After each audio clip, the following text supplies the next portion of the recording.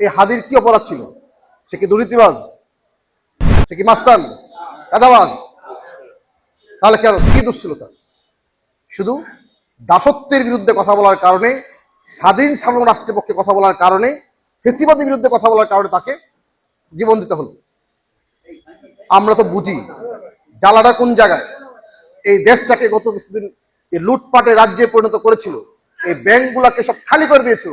এমনকি এই যে মসজিদে দাঁড়িয়েছি, এই মসজিদের 1 কোটি টাকা আছে একটা ব্যাংকে, সেই ব্যাংক এখন 1 লাখ টাকা দিতে পারে না। এই টাকা গেল কোথায়? সমস্ত টাকা পয়সা দেশ থেকে সব পাচার করে নিয়ে গেছে। এই দেশের বাতাসে বিমান উড়েছে গত 15 বছরে 1 লক্ষ কোটি টাকা শুধু বাতাস থেকে নিয়ে গেছে। 1 লক্ষ কোটি টাকার উপর বাতাস থেকে নিয়ে গেছে। এই জ্বালা অনেকের জলে বুঝিত, আমাদের বন্ধু রাষ্ট্রের অনেকের। এই জন্য দেশি বিদেশি আন্তর্জাতিক ষড়যন্ত্রগুলো আজকে আমাদের এই দেশপ্রেমিক তরুণদেরকে আজকে হত্যা করার ষড়যন্ত্র নেমেছে। আমরা ধিক্কার জানাই।